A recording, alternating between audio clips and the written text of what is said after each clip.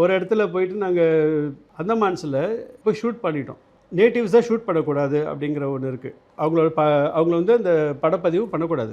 பழங்குடியினரையா? பழங்குடியினர். ஓ. ஆனால் எங்கள் கூட அப்போ வந்து இந்த ஒரு மெடிக்கல் ஆஃபீஸர் நான் கூட்டிகிட்டு போகிறேங்க அப்படின்னு சொன்னார். நாங்கள் ஓடி போனோம், எடுத்துகிட்டு வந்துட்டோம். ஏன்னா அவங்க வந்து எல்லாருமே வந்து நிர்வாணமாக தான் இருப்பாங்க. ஆமாம், அவங்களுக்கு அது ரொம்ப சகஜமான ஒரு விஷயமா இருக்குது. நாம் ட்ரெஸ்ஸு போட்டுக்கிறதுனால நமக்கு அது புதுசாக இருக்க மாதிரி இருக்குது.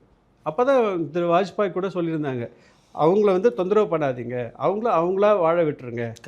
நாம் வந்து அவங்களுக்கு அவங்கக்கிட்டேருந்து நாம் கற்றுக்கிறதுக்கு தான் நிறைய இருக்குது அப்படின்னு சொல்லியிருந்தார். நாங்கள் அதே விஷயத்தை தான் நாங்களும் இந்த நிகழ்ச்சியில் சொன்னோம். ஏன்னா ரோட்டில் காரில் போவாங்க, காரில் போகும்போது இவங்களா வந்து அவங்க பக்கத்தில் வந்தால் ஃபோட்டோ எடுக்கணும் அப்படின்னு சொல்லிட்டு அவங்களுக்கு ப்ரெட்டை கொடுக்கறது. உங்களுக்கு பான் இருக்குல்ல, நம்ம இந்த வெத்தலை பாக்கு பான், அது வந்து அங்கே ரொம்ப ஃபேமஸ். அந்தமான்ஸில் எல்லோரும் முக்கால்வாசி நிறைய பேர் போடுவாங்க.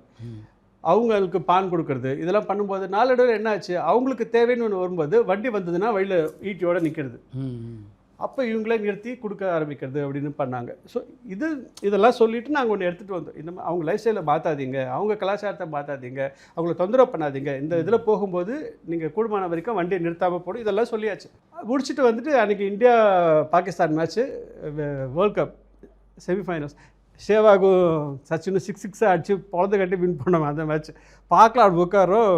எங்களுக்கு அங்கே லோக்கல் போலீஸ்லேருந்து இங்கே போய் எங்கே எடுத்தீங்களா, ஏன்னா எங்களை கூட்டு போன மெடிக்கல் ஆஃபீஸருக்கே பயம் வந்து அவரே சொல்லிட்டார் போல இருக்கு, இந்த மாதிரி எடுத்திருக்காங்க அப்படின்னு. அப்புறம் நாங்கள் எடுத்துகிட்டு போய் காமிச்சோம், தான் சார் எடுத்துருக்கோம், தப்பாக எதுவும் சொல்லலைன்னு. ஓகே, இது ஓகேங்க அப்படின்னு சொல்லிட்டார். ஏன்னா நம்ம அவங்கள வந்து எக்ஸ்ப்ளாய்ட் பண்ணுறோமோ அப்படின்னு நினச்சிக்கிட்டாங்க. நம்ம அவங்கள பற்றின ஒரு நல்ல ஒரு விஷயம் சொல்கிறோம் அப்படின்னு சொல்லும்போது பரவாயில்ல அப்படிங்கிற மாதிரி சொல்லிட்டாங்க.